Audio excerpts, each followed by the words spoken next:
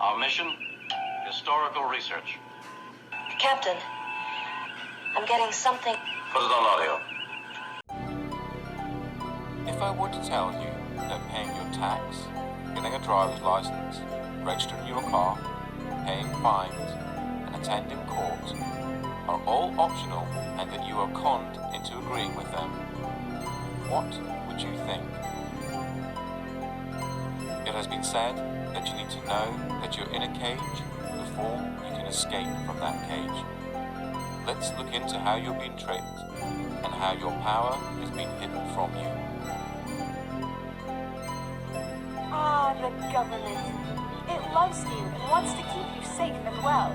It even wants to make paying taxes, fines, and court costs easier for you. How?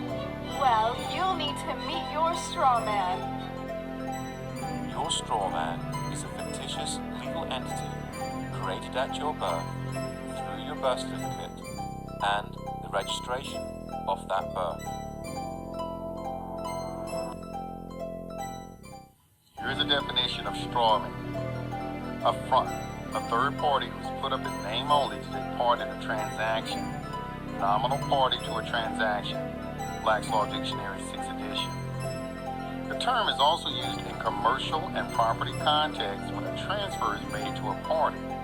The strawman, simply for the purpose of retransferring to the transferor in order to accomplish some purpose not otherwise permitted. Barron's 3rd edition. The strawman is an artificial person. The strawman was created by law shortly after you were born via the registration of the application for your birth certificate. The name for the strawman is your name in all capital letters. You will notice that the inscription on the birth certificate in your name is in all capital letters. The English language has precise rules of grammar that make no provision for writing proper nouns in all capital letters. So your name spelled with all capital letters is a fictitious name. Whenever a human being is born, there's two entities. One is the real entity, which is the human being, the flesh and blood, and the other is a legal fiction, a fictional entity that is nothing more than a piece of paper, the birth certificate. Again, we're duped into believing that these are one in the same, and so we're tricked into representing the legal fiction, the straw man, that birth certificate. So when people get fines and things like that, it's actually consulting the legal fiction, the non-existent entity, the corporate entity that is owned by corporations. Have any interactions with the bureaucracy? Okay, they're not interacting with you. They're actually interacting with your legal fiction, because they can't deal with a flesh and blood human. Yeah, they have to deal with another corporation. When you start to break down the words that we use, and you start to look at the roots of all these words, and you actually look at what these words actually really mean, you start to get an idea of what's going on. The word corporation is very, very specific, because it's corporation, it's dead speak. So a corporation is something that's dead. It's an entity that exists only in a legal framework. It doesn't exist in any other framework at all. It only becomes an entity through legal mechanisms, legal means. In essence, when you were born and far too young to understand, a company with your name was created through your birth certificate. When your parents registered your birth, they actually created a company and handed ownership of that company and you over to the state. It is important to remember that your parents were tricked and had no idea this was happening.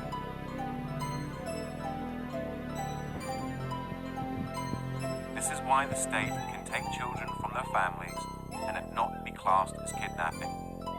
This is where it all began. This is the foundation document. All identification is generated from this document. And these didn't exist before 1933. These only came into being in 1933 when they hatched this plan. They created a corporate fiction with a name just like yours. In doing this, they registered and monetized the spirit and soul of a living being. My name is spelt in all capitals here. So's yours, so's your driver's license, your health card, anything you get from the government, your name is spelt in all capital letters. And when you use any government identification, you are identifying yourself as a corporation and you are existing within the jurisdiction of corporate law. And just because you didn't know what you're doing, that's no excuse. It doesn't exonerate you from liability. There was a bankruptcy in 1933, and the central bankers came in and said, we have a mechanism whereby you can continue to conduct commerce even though you're bankrupt and there's no money. Pledge your citizens as collateral. That happened in 1933, the bankruptcy. And that, by no coincidence, is why these started to be issued in 1933. So you may be walking around thinking you're free and you have rights. But the bottom line is that you are owned, you are a chattel, you are a slave. And these people own you. And that's why they can do things to you against your will.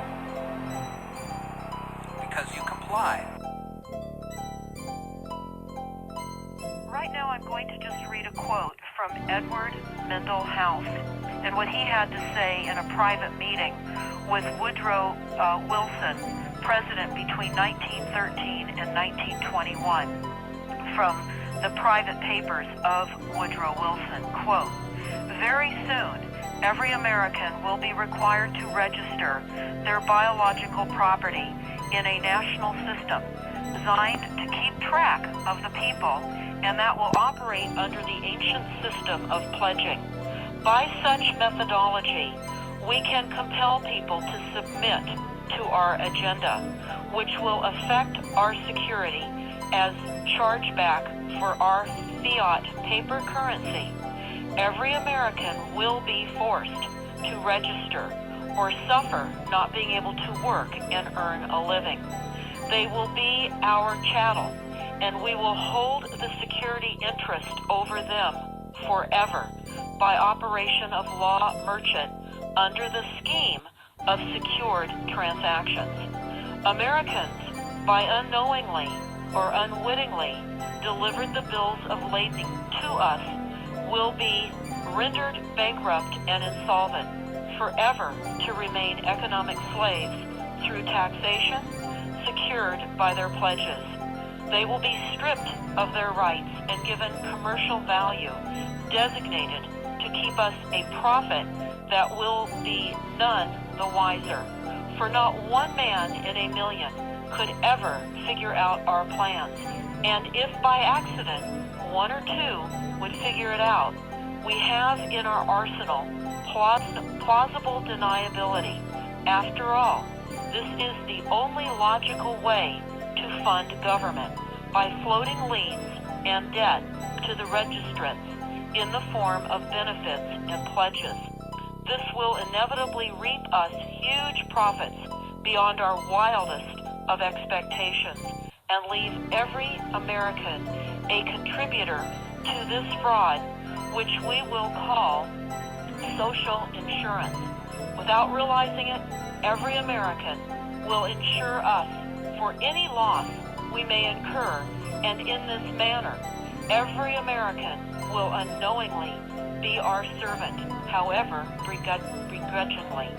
The people will become helpless, without any hope for their redemption, and we will employ the high office of the President as our dummy corporation to foment this plot against America. Having established plausible deniability, even if people become enlightened that they had a remedy and pursued it, the attorneys, judges, and legislators could claim that they did not understand the people's claims, especially if the technical requirements for achieving it were not followed pursuant to statutory requirements, requiring the public schools to teach civics, government, and history classes out of federally approved, politically correct textbooks written by the publishing houses, owned by the owners of the Federal Reserve, would assure that the people would not discover the remedy for a long time, if ever. Shut down if the White House and Congress can't agree in order to force what he hired him to do, which is run the government within the confines of the Constitution and only with the money he collects from taxes and other fees. Well, you're absolutely right, Judge. You know, what we have to look at is the president is the chief executive officer of this corporation called the United States of America. The president is the chief executive officer of this corporation called the United States of America.